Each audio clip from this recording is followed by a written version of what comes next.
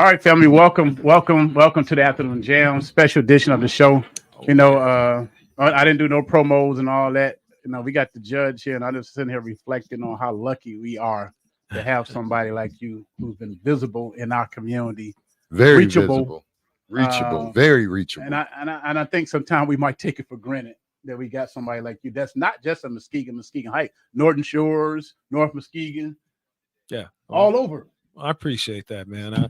The full context of the conversation was me congratulating you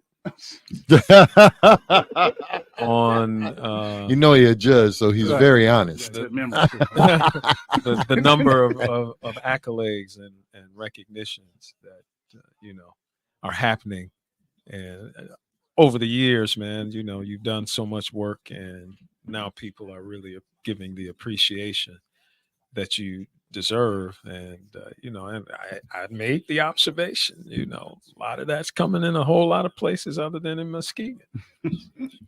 if we keeping it a buck, that's real, man.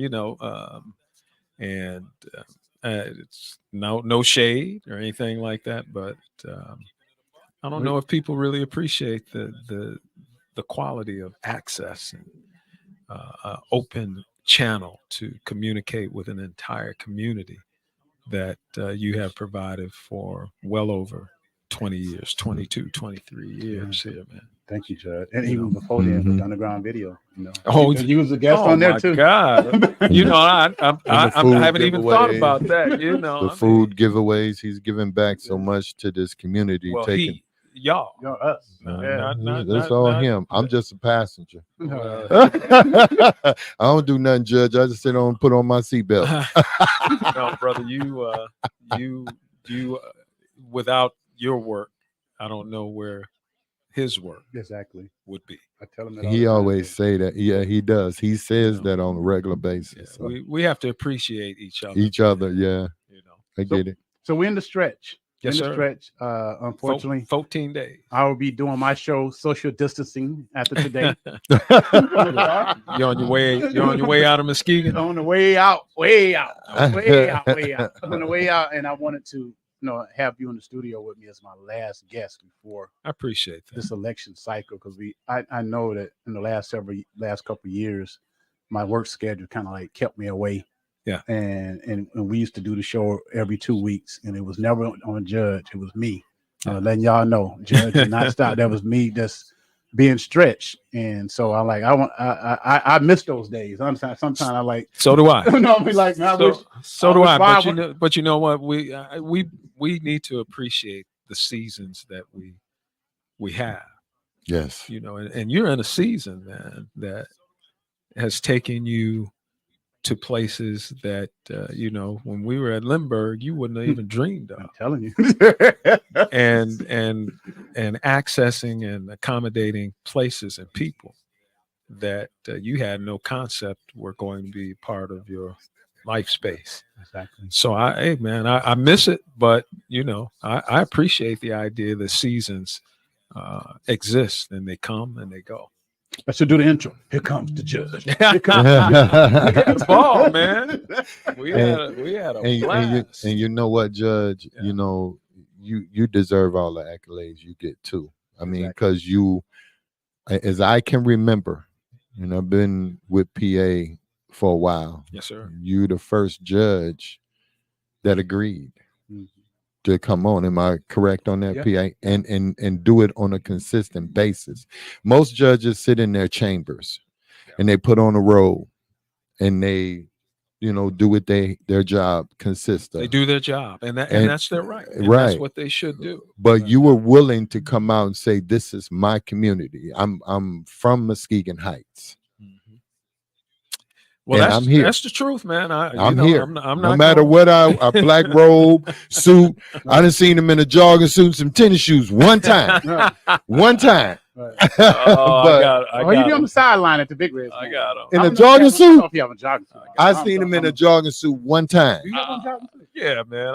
I seen it one time. Rob, you gotta get up early. That's when you jogging. That's when he jogging. Oh, he's jogging in the morning. No, I ain't getting up that early. I ain't getting up at 4 a.m. watch him jog in the jogging suit. Y'all put me in the cut, man, and I just have to take it. Before we talk about election, how do you feel about your Indiana Hoosiers? They undefeated. Well, so You know what had happened was they are. Well, when they hired how long? They're 7-0. 7-0, bro. Okay, how long has this been? The Indiana It's been a long Hoosiers? time. Oh, okay. We didn't see this coming. Yeah. Thank you. Maybe Judge saw it So coming. so when they hired this guy, Okay. Signetti, I think is how you pronounce his name. I said they finally got a coach who's going to make a difference. Mm-hmm. I didn't expect 7-0, and who knows? Big Ten might catch up to him a little later in the season, into the next season. But listen, man, I'm a Spartan. So really? So I'm a Spartan. I'm a Michigan State University Spartan. When I leave here, I'm going to a reception with MSU's president in town today. Oh wow! I'm a Spartan. Now, it's when it's convenient, I'll be a Hoosier. A Hoosier. But I'm a Spartan, man, through and through. 100%. So how does that happen? You graduated from Michigan State with your bachelor's? Yes, got my and bachelor's. then you got your law degree at IU. You didn't have that attachment there at IU? It's a little different, when you're in grad school. The connections to the things are a little different. You don't have the kind of don't have the time for my apartment, man. I live maybe less than half a mile from the stadium at IU. Wow. I went to one game in 3 years. Didn't have the time nor the interest. And you're more mature in grad school. You really do. You got a lot of things going on. Yeah, and you thinking. So I enjoyed basketball. So one of the cool things at IU, I'm no big Bobby Knight fan, but every year he would open up Assembly Hall, 17,000 people, and it would be packed, not a seat available, and he would sit at half court in a chair with a microphone and talk for about 2 hours. Wow. Answer questions from the audience, and you couldn't get in there if you wasn't in line at it might be 7 p.m. when he does this. If you weren't in line by 2 o'clock, 3 o'clock, you wasn't getting in. Wow. That's how big basketball and Bobby Knight was at IU. And, I went to 2-3 games. I even had the fortune of being on campus when Bobby Knight was the coach of the United States Olympic team. You remember that? Mm-hmm. That team was Michael Jordan and Sam Perkins. Wow. That team. And those guys stayed at IU all summer. And we were there all summer. I was there all summer. Alvin Robertson, if you may not remember him, he played for the Pistons for a good while, from Arkansas, and Michael Jordan were Q's. Really? Fraternity brothers. They were my fraternity brothers. Oh wow. So we hung all summer because Michael Jordan? Yeah. Because he couldn't go anywhere. He couldn't do anything. Bobby Knight put the clamps on him. Okay. They couldn't have a car. They couldn't leave the campus. So they were stuck at IU all summer. Wow. And so, these the bros, man. So we got a chance to hook up with the bros and hang. Wow. And Jordan kind of went his own way because he was that guy. We hung a good while. But Alvin hung with the bros every day. Okay. Wow. And my story is, they didn't have a car. He called me up, Pitt, need a ride. I say, okay, man, I'll be by. Pick him up. He said, I need to get to Western Union. Now, we're talking about 1984. There was no Cash App. There was no Zelle. right? There was Western Union. That's where you got your money. Right. Okay? Right. And he said, yeah, I got some money coming in at Western Union. I need a ride over there. Pick him up, take him over there. What he had done, he was, he was a first round pick. So he was in the process of picking his agent.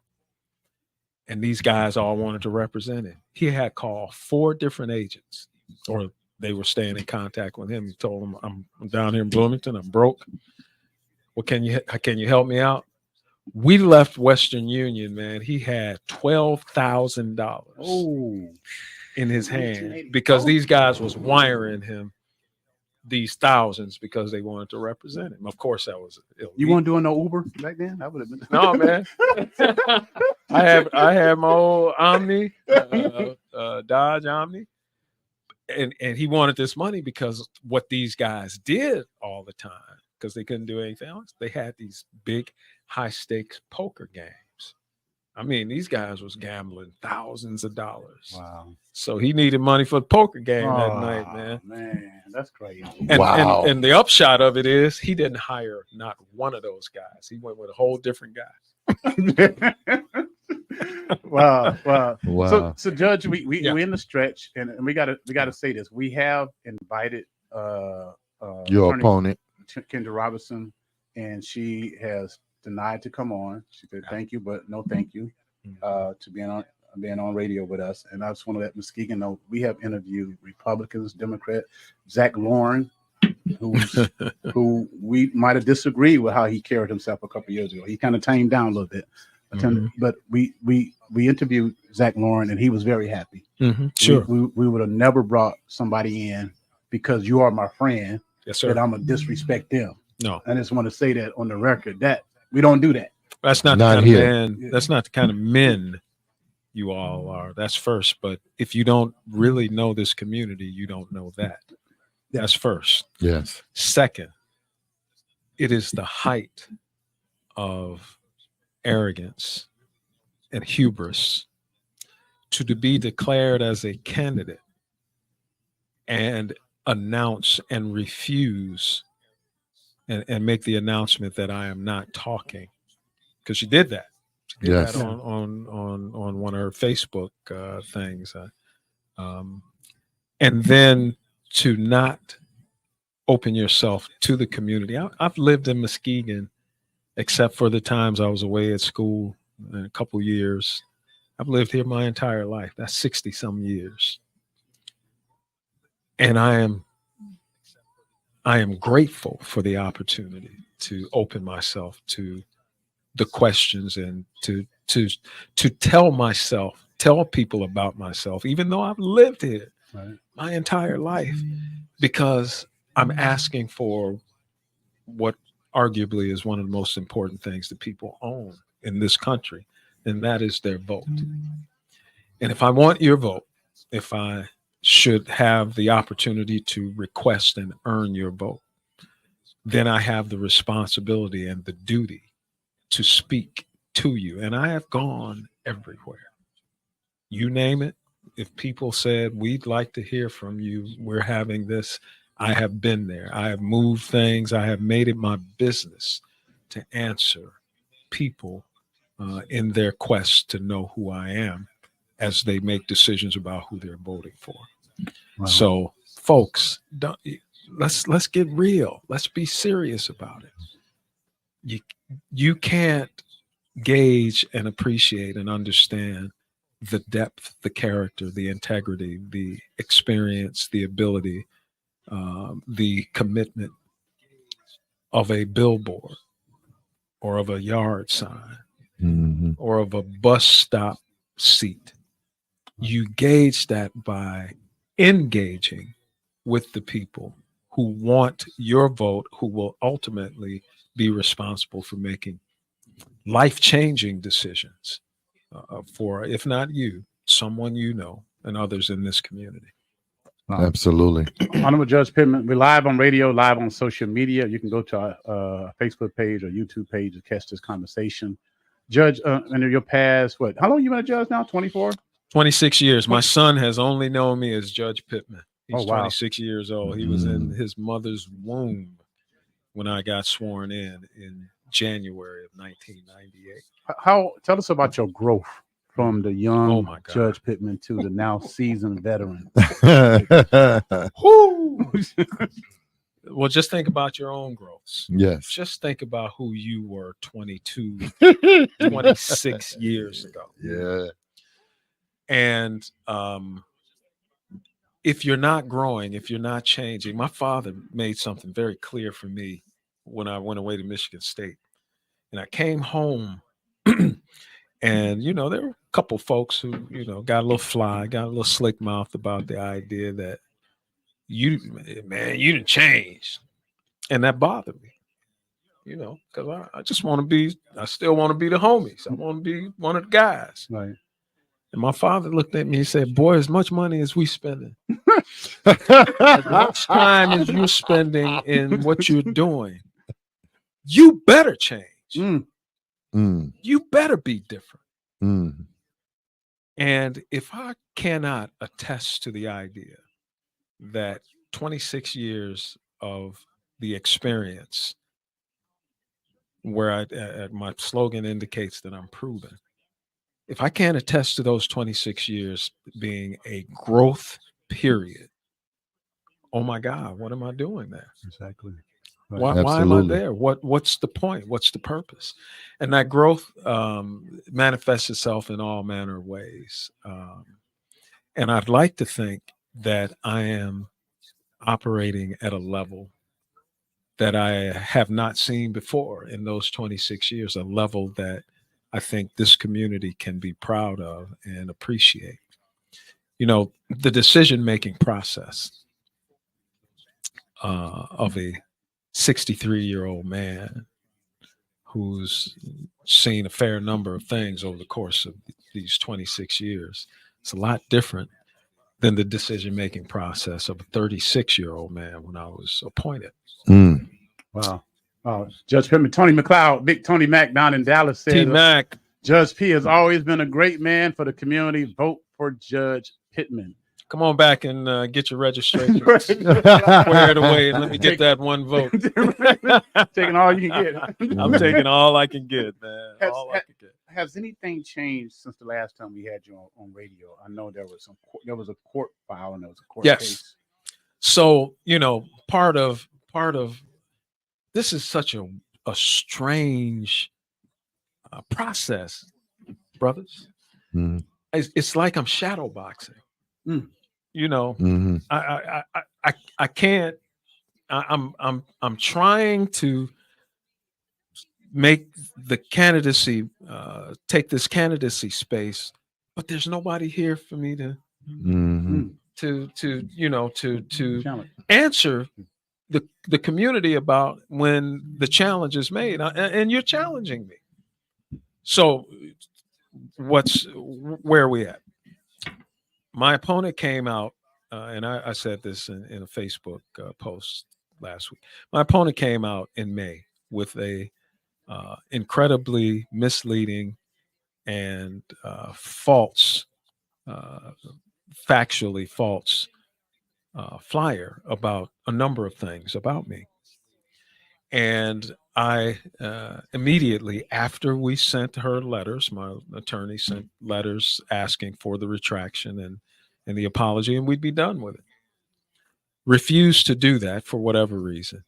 And I took the step of filing for an injunction, a restraining order. And there's some really not very bright people out there that think when I said restraining order, I'm trying to keep her away from me. Oh, like a PPO. What do you call it? That's personal protection, yeah. Which is a form of restraining order. Mm-hmm. But restraining orders also in the legal world restrain behaviors or things that people do. Mm-hmm. And I was attempting to restrain the continued dissemination of this false information. That's what that's about. So we went to court. There are a few steps involved in a restraining order process. First is called the temporary restraining order, which is the immediate emergency restraining order because it is of such a nature that if we don't do this right now, irreparable harm will occur and we won't be able to fix it. Mm-hmm. That's a high standard. Right. The judge denied the TRO, the temporary restraining order. We pled 3 different areas in which we felt that she was derelict in the law. Mm-hmm. 2 of them continue with this particular judge. The 3rd was dismissed, and there are some really intellectually challenged people who felt like this was a big win because he dismissed that third piece. He dismissed the third piece because independently, a couple of judges in the 14th Circuit felt like what they knew versus what was in the flyers was so egregious that they filed their own independent complaint with the Judicial Tenure Commission and the Attorney Grievance Commission Wow. because of the nature of what they knew versus what was inside of that flyer. The judge dismissed my filing, and we kind of figured he would, but if you don't file it, it's gone forever. Right. He dismissed that because the reasoning was the appropriate forum for these matters in this count are with the Attorney Grievance Commission and the Judicial Tenure Commission. They have it. I am dismissing this from the lawsuit I'm hearing. Okay. It's not dead. It's just been dismissed from this part and dealt with at that level, which, by the way, again, there are some incredibly intellectually challenged people who don't understand that because of the two bodies being engaged in those complaints, because my challenger, serves on the Attorney Grievance Commission, they agreed that they were going to escalate the matter straight to the Michigan Supreme Court to take themselves out of the position of conflict, either as two conflicting bodies of the same jurisdiction, and because she's a part of one of the bodies as a member of that grievance commission. So somebody out there is still trying to say, well, he's lying. He can't go to the Supreme Court. It went to the Supreme Court. How do I know that?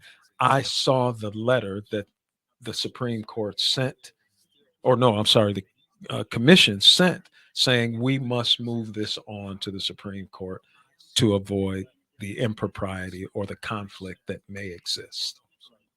So the lawsuit, those other two charges are still going. They're still pending. The issue obviously is that we're now at the end of the election season, so even my winning will render the remedy to be moot, because I just didn't want you to be able to use this false information during the course of the campaign. Here's what she did. When the lawsuit came down and the other matters with the tenure and grievance commissions, she changed the flyer. She changed the language. She changed it again. Then she changed it for a third time. Wow. If you, Rob, are telling the truth the first time, why possibly would you change what you said? I wouldn't. Three times. I wouldn't. Nobody would. No. Except that you are attempting to find a way to say something that you cannot truthfully say that is acceptable enough for you to continue to do it, and to hopefully maybe get yourself out of some of the what I think is significant trouble that you got. Man, time is fine. We only got a few more minutes, Judge. But you sorry. didn't do no flyers, because I mean, I'm sure there are damaging things out there that you. I don't know if you bound to certain things you can't do. I heard about things that went on with the CASA board here in Muskegon, Child Abuse Council, and being removed. I don't know how true that is. I haven't seen the documents, but it's very true. And the minutes will so reflect. It was a vote taken in during the board meeting. I'm a member of that board, and I voted for her removal. And what was the reason why that she was removed? If it can be discussed. I don't know if it can be discussed. I would say it this way, because one of the things I think people appreciate or should have that information. They should know who you are. Right. But it is of such a nature, in my opinion, that I don't want to be the one to share it. to go delve deeply into that. That's a matter within her home. The Her family. Child Abuse Council is a 501c3, correct? Um, It's a nonprofit, right? It is a nonprofit. Yes, Okay. sir. You can find it. We Yes, can sir. for you. Wow. So, Whew. but I would say this. Ultimately, the vote was not necessarily about what you did or didn't do. I'm not getting into that. That's not for me. Hmm. The vote was about whether the manner in which you carry yourself and see the matters of how we are here to protect children no longer does the way it appears you are handling that sort of responsibility is in sync with what we believe on this board is the responsibility of the Child Abuse Council. Mm. I can say it that way. Well, so you didn't do to her what she done to you, even though yours was live. Never. We also fact Never. check that stuff. Never will. Yeah. Never will. Yeah. Never Yeah. would. Because this should be about our qualifications to serve. This shouldn't be about trying to gin up as much negativity and vitriol and animosity as you possibly can, and then hoping to ride that wave into this anti-vote. Her strategy is the same strategy that was employed in 2022. Let's tap into the fact that this man has been sitting for more than 20 some years. And obviously, there will be people who do not agree with the decisions that I've made and who have the animosity that they have, whether it is for good reason or whether it is a frivolous reason. Doesn't matter. The point is, those folks feel the way they feel. Let's tap into that. And then let's add on to that the type of information that calls into question my character, which is these ideas about being removed or being disciplined, which is a big deal. In since 1971, there have only been approximately 42 judges disciplined by the Michigan Supreme Court. We're talking about over 50 years. Only one from Muskegon, right?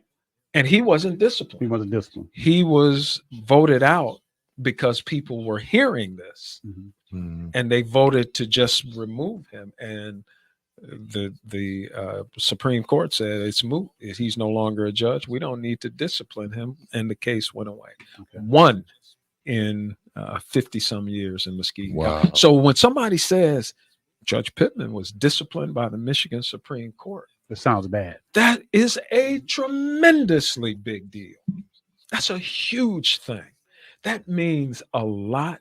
That carries a lot of weight. That means that I am not performing in a manner that the Michigan Supreme Court says is how judges should operate. And I should be looked at. Mm-hmm. If that be true. Fact of the matter is, it's not true. It went as the October surprise in 2022. Nothing I could really do to get in front of it anymore. Right. It just came out the way it came out. But in 2024, and this is what you lead with, oh, we're fighting back because I am a judge who is not disciplined by the Michigan Supreme Court. I'm a judge who's been appointed by the Michigan Supreme Court. I've been appointed to mentor judges. This isn't me just talking. This isn't a informal. There's a program that the Supreme Court utilizes where they use judges that they respect to serve as mentors for newly appointed or elected judges. I mentor Judge Christina Elmore in Kent County. Know her. And Yeah. she's a bad sister. Yes. I mean, she knows what she's doing. She is serious. I was appointed in 2017 to mentor her. Wow. Officially. I had to make reports to the Supreme Court about our activities as mentor and mentee. Wow. Mm. Wow. I've been appointed to committees of the Supreme Court. I have been appointed by the State Court Administrator's Office to serve as faculty in the Michigan Judicial Institute. Wow. I'm not somebody who they got to look at and say, boy, we don't know about you. I'm somebody that they pick up the phone and say, Judge, do you have the time? Would you be willing to serve? I served on the Diversity, Equity, and Inclusion Committee of the Michigan Supreme Court by their appointment. Wow. But Doug Sims says, great interview. I can't see that. Great interview and good information. Team Pittman all day. Amen. Judge, we got to roll, but you want to give out your website and how people get in contact with you, and if you're taking donations and all that campaign. 14 days. Yeah, 14 days. 14 days. My website is Judge Pittman, Pittman 2024. Judge Pittman 2024.com. There is a donate function on that website. If you are so inclined, feel free. But listen, folks, we're at 14 days. Get out and vote. And vote for me. You ain't gonna say, I don't care who you vote for. Let's go out here and vote. No, that's every year except this year. This year for probate court judge, vote for a person who's done the work, done the job.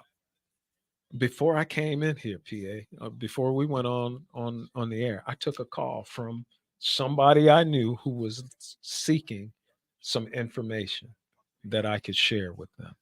That's who I am. Yeah. You're the real deal, Judge. And, yes, and I can tell you this, while the pandemic was going on, Judge Pittman was still going to the courthouse working. Every day. Never didn't miss a day. Was there. And there are judges who still working from home, I'm hearing. Are working from home. And they're not being challenged. Working from home. There are judges, Ms. Gigan, who are working from home. They staff haven't seen them. Hell, we had a assessor that was working from home. I think that's assessor, your homeboy. Mm-hmm. He's not running for election again, but So, all right, Judge, thank you. I guess I don't have to ask you about. Shouldn't ask you about the national. No. Unfortunately, there are people out there with their pen and paper, and they're ready to write down everything I say and file their measly little complaint that I have to deal with that eventually gets thrown out. So I'm going to stay right in. I'm going to stay in the lines. All right, right in the lines. All right, family, got to go, Judge. This was my Muskegon. I got to roll. PA got business to take care of. Pray for me. God bless you, man. Thank you. I love you. Love you too, Judge. Robert. Love you too, Judge. You, man. I mean that. I appreciate you guys, man. Yeah, no problem. I really do. Thank you. All right, Muskegon. Love you. DJ Cutie 9 is coming up next. God bless.